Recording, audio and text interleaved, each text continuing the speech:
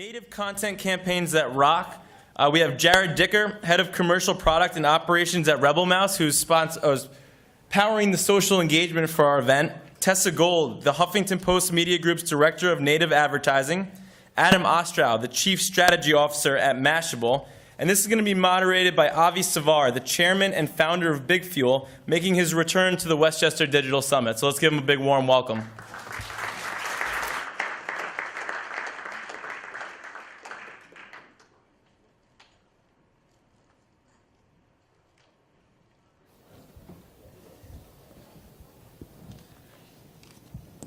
Oh, I should probably just make it a little more cozy.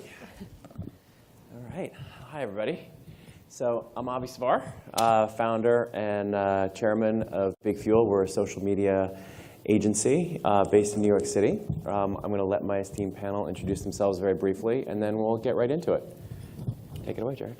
Hey, everyone. I'm Jarrod Dicker. I'm the head of product at a company called RebelMouse.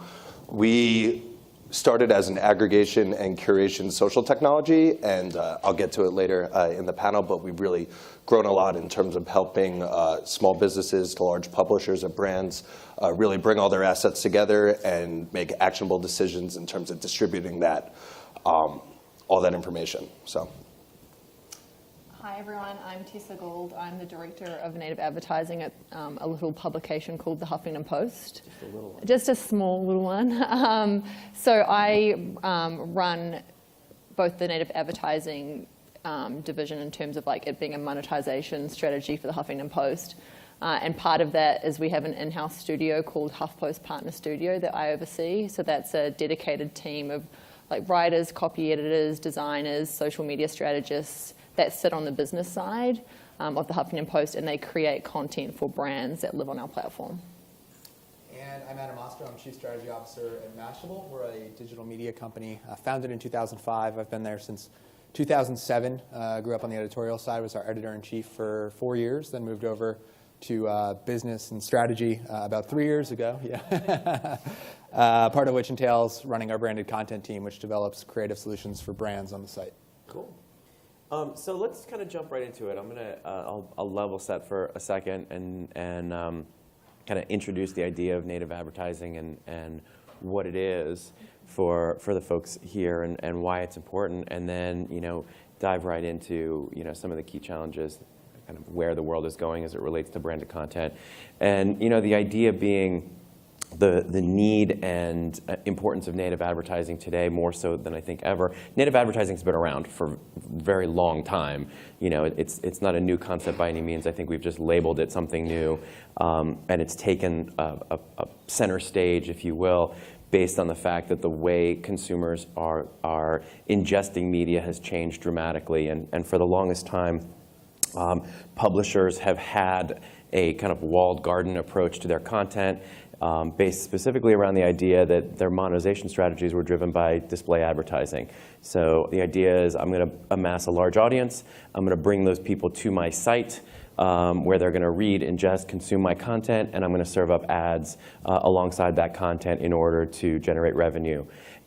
Sadly, or not so sadly, just the reality of where the world is, most people don't consume content that way anymore. Sometimes we do, sometimes we don't, but for the most part, everything has really moved into kind of the delivery of content through a feed of some sort, whether it's on your mobile phone, whether it's through a Facebook feed, a Twitter feed, whatever it might be. Maybe it's shared via email.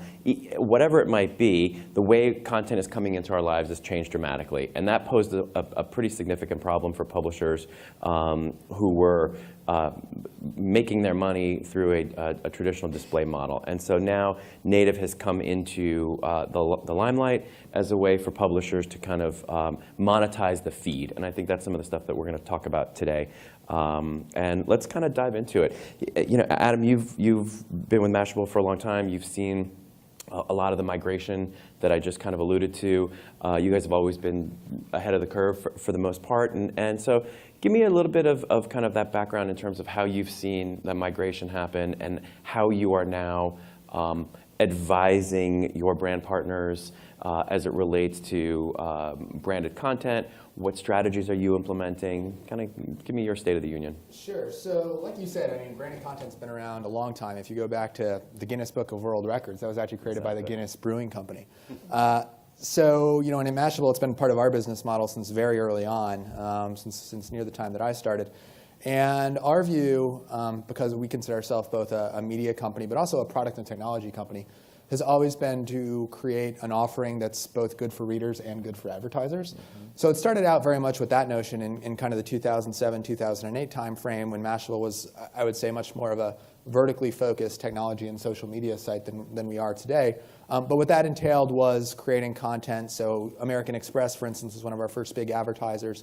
And they run a site called openforum.com, which some of you guys might be familiar with.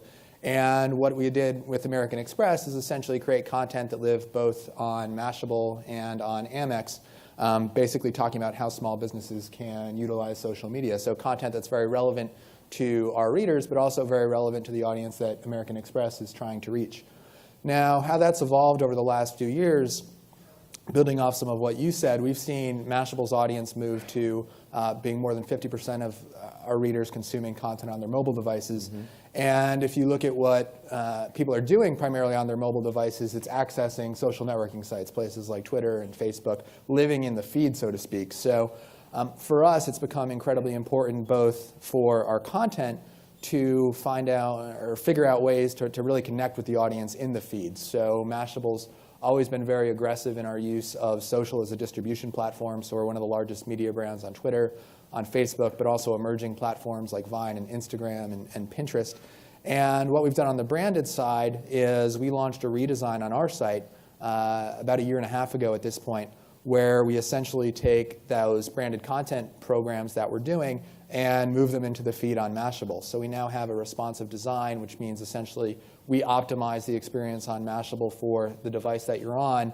And in the feed, when you're scrolling through stories, you might see one of those articles or videos or infographics that's presented by American Express show up in the feed of content, photo, headline, just like any other Mashable story, clearly disclosed as being a piece of branded content, but really making it an experience that's native to the site.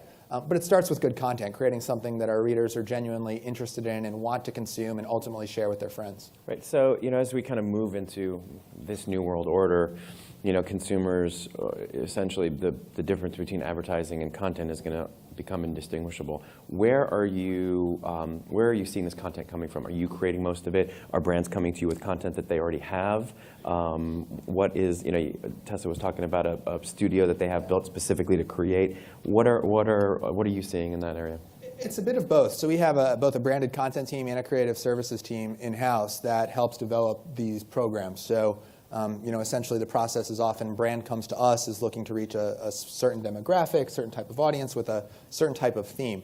And we really think about our branded content group as helping brands tell stories about more than just their products. So Capital One's another good example of that. They have also been an advertiser on the small business side of things. And March Madness is kind of one of their pivotal events every year. So we actually created something called America's Most Social Small Business, where we basically had small businesses tell us about their social media strategy and created a bracket-style competition between them during March. Capital One now, and actually this is the only plug I'll make, we're actually doing a casting call for small businesses launching in the next few months. Cool. And doing I'm sure there are a number of them here. And doing a documentary video series on that. So, but then there are brands that are much further along and are already creating great branded content. I know there was someone here from GE this morning. Yeah. GE did a great program called 6 Second Science earlier this year. I think it was actually last year at this point. But basically where they encouraged their community to create vines, science experiments using Vine, which is the 6-second video platform. And that was a great series, something we thought our audience would enjoy and want to participate in. So essentially all we did at Mashable was take that content and amplify it in our stream. So put it on a Mashable article page that's bylined by GE and lifted it through those native ad units I talked about. Cool. So just kind of moving down the line, Tessa, talk to me. You guys have been in the branded content, native advertising business for a long time, right? And where is this all going? I mean, where's kind of the evolution of it? Is native going to kill display? Is display always going to be around? Is it a blend of both? What are you thinking about in terms of where we go from here? Sure. So there's a lot of questions there.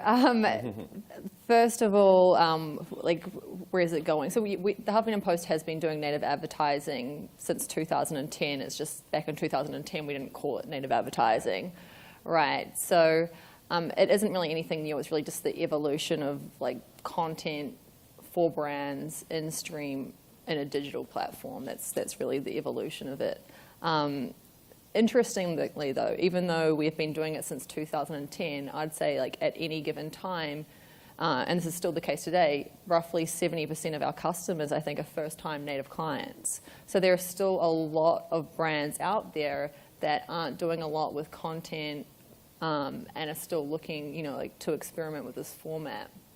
Which is exciting and I think presents a huge opportunity to a lot of you out there if you have a small to medium-sized enterprise and you're looking to align your brand with thematically relevant content in stream on a publication or platform that your intended consumers go to. But we're really excited. We think there's still a lot of growth to come. I think for Q1 this year, just illustrated, Q1 revenue for native advertising at Huffington Post was 400% higher than Q1 last year. So we're seeing huge growth. But I think there is still a lot of room to go and a lot of room for improvement in the industry. I think as a whole, the quality generally needs to come up. And that will come as people, realize the difference between traditional editorial versus native advertising or native content that actually needs to sort of provide the reader with some inherent value versus, blatantly being a forum to, promote your product or service offering. And then I think at the moment as well, there's a lot of great ad technology out there that hasn't yet been applied in a mass way to native advertising to date. A lot of publications and platforms and brands are still doing this very manually through their content management system. But one great way to drive a lot greater scale and to push consumers further through the consideration funnel is ad tech, right? We think of native advertising as being sort of like upper to mid funnel, but if you want to potentially drive conversions and get people to sign up, as a consumer on your website, you can actually, if they viewed your native content or your sponsored story on the Huffington Post or on Mashable, you could retarget those people who viewed them maybe later on Facebook with your display ads. And that is a very, very effective strategy for driving conversions. And not many people are really doing that yet. But I think that's where we'll see things go. So are brands coming to you with existing campaigns that they need your help with to integrate? Are they coming to you and just saying, we don't know what to do, help us? Tell us, how are you? Above. Right, All okay. of the above. I mean, it varies. Everything from, a great example was, some of you may remember towards the end of last year, the CEO of Barilla, the pasta company, made some quite unsavory remarks in the press. And so them, through their PR agency, Edelman, actually approached us and they wanted to do some content to help better position the brand as not being so, how should I say, stuffy. So we actually worked with them on a series of 3 brand blogs, and we helped them find some relevant bloggers to blog about issues that are relevant, thematically relevant to their brand. So there was actually a blogger we found who shared an experience about her communicating to her family or to her children that she was a lesbian over dinner, right? And, it's not about pasta, but it was the Barilla ads surrounded the content, and the piece did really well. That individual blog was shared almost 5,000 times on Facebook. So, that's an opportunity where we're trying to help people, I guess, reposition themselves or revive their brand, or we might be helping, a brand, maybe a theatrical brand or a TV series drive increased awareness before, the launch of a movie or a TV series going live. So really across the board. Right. Good. So Jarrod, you play a little bit of a different role on the panel, right? You're not a publisher per se, but more of a platform company. And correct me if I botch this, but right, you guys kind of play on kind of bookending the process, right? You're not so much about the delivery of the asset, but really identifying key opportunities on the front end as it relates to what content is surfacing up, bubbling up that I can pull out of the community or out of the feed and amplify through paid media. And then also giving brands a place to drop people off, right? So give me a little bit of that kind of loop and how you guys are thinking about advising your clients, your brand partners. Yeah, great. So, yeah, that's very accurate. So the core technology of Huffington Post, the core technology of RebelMouse comes from what we did at the Huffington Post. So our core technology team was from Huffington Post, and what we saw there and what Tessa kind of highlights is the ability to understand what content's going to resonate best with an audience and fuel them with that, and then allow them to share it and recognize them and so on. And we noticed that there's a lot of publishers and small businesses and brands that want to take advantage of those things, but they don't know how, and they don't have the staff, and they don't have people to create amazing content or bloggers to come on the site. So what we started to think about is what's the way where we could tie in to the different social networks, to different feeds, as you know, is a big theme here, and be able to scrape that material to be able to find content, discover content, and then create content based on what you know is working best. So what we've done from a very large scale, so as Avi mentioned, we kind of run the gamut in terms of what we can do for small businesses and also what we do for GE and Mondelez and Time Inc. So what our technology basically does, to make it very simple, is scrape different feeds and scrape different RSSs to pull through content based on a query. So if there's an interest in a hashtag, if you're a car dealer and you want to know who's trying to find an automobile in X area, we're connected to Twitter, Pinterest, Facebook, LinkedIn, any feed, any API that you want to connect to our system that could then query all these different platforms that bring in the content that's most important to you. What's great, and what our partnership, a very deep partnership with Twitter shows, is that the way that we could filter and pull in this content on a very micro level has been so beneficial in finding that content that you really want to surface and then display. So whether it's to create a website, which we really pride ourselves in allowing the consumer to do that in 10 minutes just by setting up their feeds or pulling in the content they want and then being able to display it the way we scrape it in an instance. Or it's pulling in different creative that ad companies want to use around a certain subject and then distribute it through in a live, very real-time setting, where we're opening that technology to all different consumers to really see who it benefits most, who's taking most advantage of it, and we're really allowing all that owned media that everyone's creating and maybe not creating, but that's out there for them to take and leverage and use for their own benefit and awareness and campaigns. Cool. So let's talk for a second about kind of simple strategies that the folks here can leverage.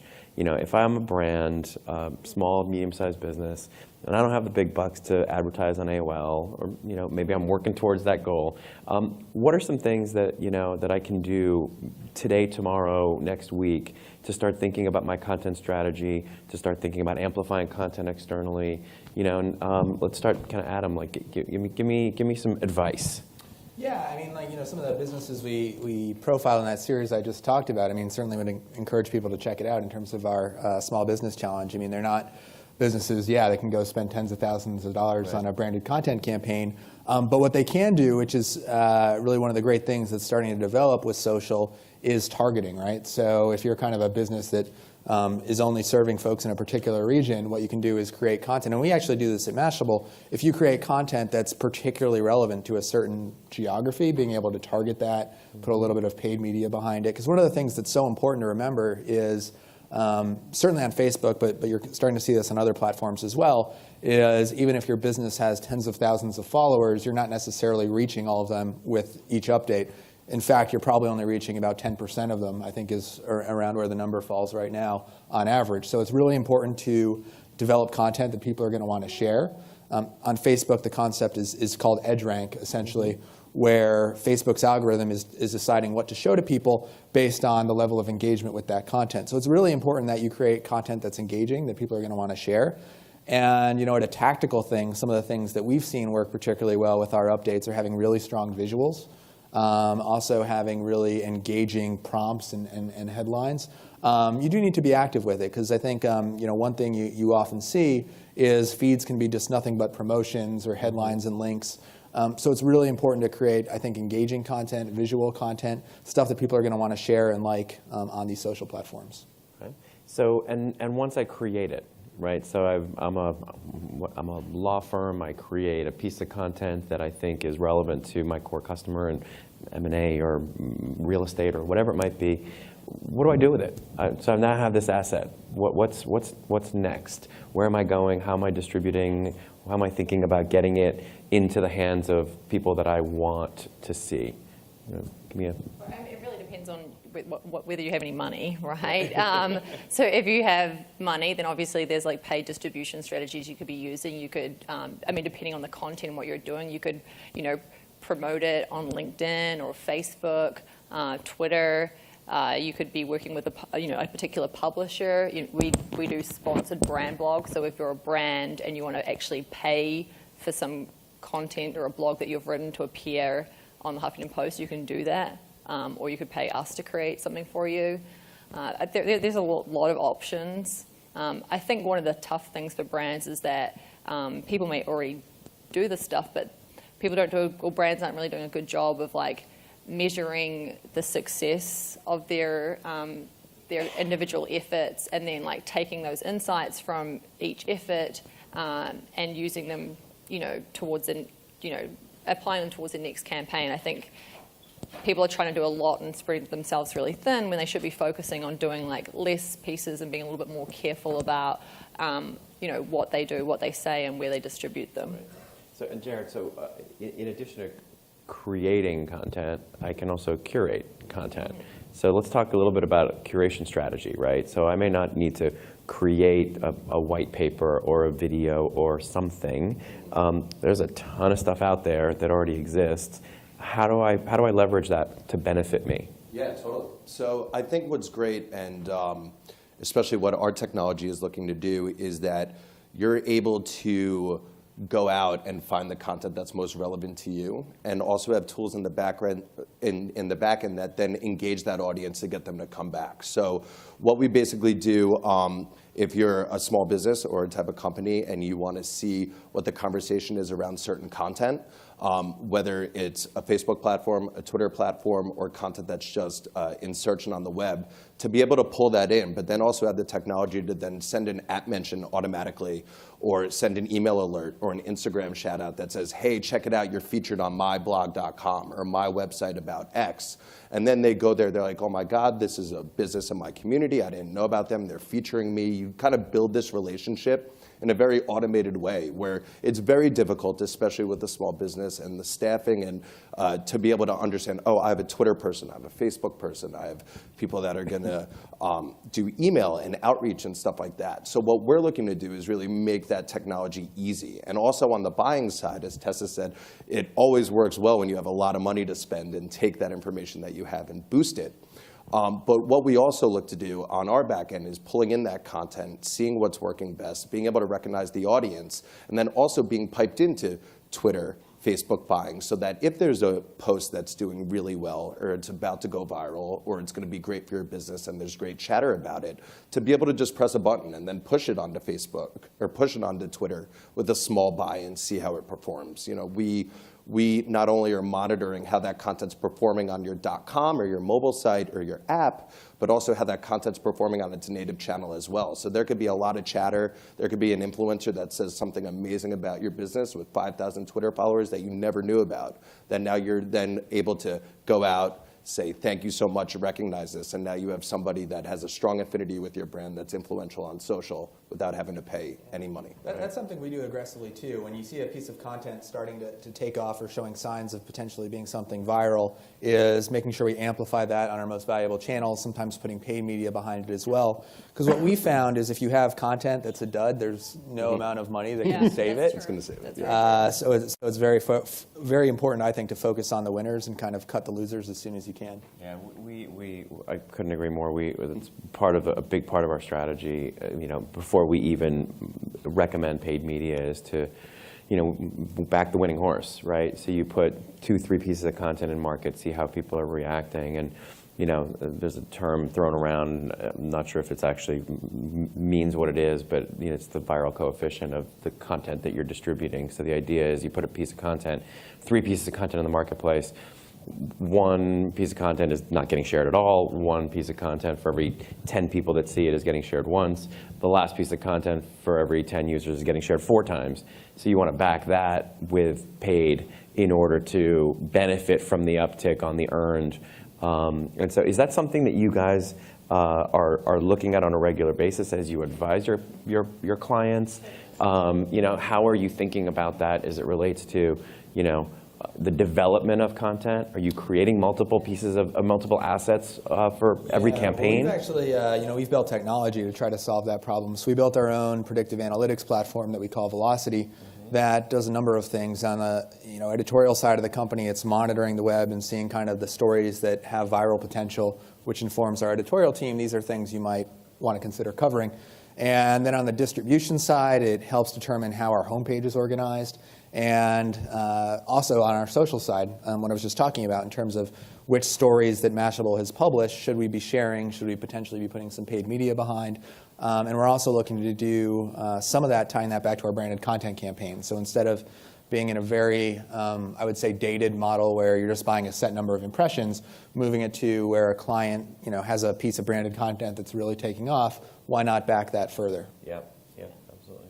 Yeah, I think they say 1 in 9 pieces of content has the potential to go viral, right? So if you're thinking about a content strategy, everyone wants a viral hit, and we get asked all the time, like, can you create 1 piece of content for us around this? And they're hoping that that's going to go viral, and that's really just putting all your eggs in one basket. So we always recommend an ideal number of pieces of content for your campaign, depending on the length of time that we're talking about, that would be anywhere between 4 and 9 pieces. And we don't recommend putting additional paid dollars into promoting those pieces beyond us unless you're doing more than 4 pieces, because to Adam's point, anything less than that, you could be just putting dead dollars behind backing a horse with a broken leg. Yeah, so it's 4 to 9 pieces over what time frame? So we would say 4 to 9 pieces typically over 4 to 8 weeks. Got it. Got it. Okay, cool. So we're going to shift gears quickly. We have 2 minutes left. If I'm a small publisher today, small blog or local newspaper, and I'm kind of rooted in my way of doing business, what should I be thinking about in terms of adopting some strategies to help local businesses? Because local happens in radio, it happens in print, and always kind of the last to follow. So how should we be thinking about advising kind of local media properties to get on the bandwagon? What do you guys think about that? Anybody? All right, so I'll go quickly. I think what we're seeing now with what people are paying for social agencies and what they're doing with their creative agencies, with this divide with banner media and social media, where there's such a love and affinity for all the KPIs that you're getting on social, the likes, the favorites, the retweets, where there's a core value to what each brand and small publisher kind of takes for granted there, where on the banner media side, the clicks, and we're still seeing issues there that are problematic, especially with the small publisher. And what we're trying to bridge, and where we're seeing a lot of success, is taking that social content, the Twitter content, the Facebook content that's doing really well for brands and advertisers, and being able to put it quickly into a 300 by 250 or standard ad unit on your publishing site or in the well, where it doesn't take a lot of effort, it doesn't take a creative agency to do, it's content they're already creating, but then it allows the small publishers to be able to monetize based on what these other brands are doing on social, be able to plug it in, and it doesn't have to get real deep in terms of preparation and creative assets and stuff like that. It's taking what they already do well and just putting it towards the right audience on your publisher side. Yeah, I would say another thing for local publishers, local media to think about are things like this, events. I mean, I think it's something that we do at Mashable as part of our business is create events which are generally local in nature. We actually just hosted a hackathon up in Boston that was sponsored by Emirates, the airline, because they were launching a new Boston to Dubai route. But if you think about events, they're offline, but they can also be online, right? You guys are sharing what we're saying up here on the stage, on Twitter and Facebook. There's probably going to be some blog posts created out of it. So events are a great way to, I think, bring your audience together, but then also create content, both yourself and then the audience will create content for you when they attend. So I think events are a smart strategy for local publishers to look at. Tessa, any? I would say that you also don't have to be even though you might be a local publication, you don't actually have to be confined to just working with local advertisers and trying to monetize the long tail. There are actually some really great ad tech companies that are emerging in this space that are helping smaller publishers have native ad strategies. It's not the strategy that we adopt at the Huffington Post or that you guys use at Mashable, but there are companies out there like Sharethrough, Taboola, Outbrain, what's another one? Nativo, and they'll all allow you to backfill space on your remnant space on your site with branded assets from big national advertisers who are trying to reach your audience. So that can be a really great way to monetize your site without having to invest a lot of dollars in chasing the long tail or investing in an in-house content studio. Well, thank you guys very much. Very, very good information and good content. Some of it native, some of it not. Thank you guys. Appreciate it.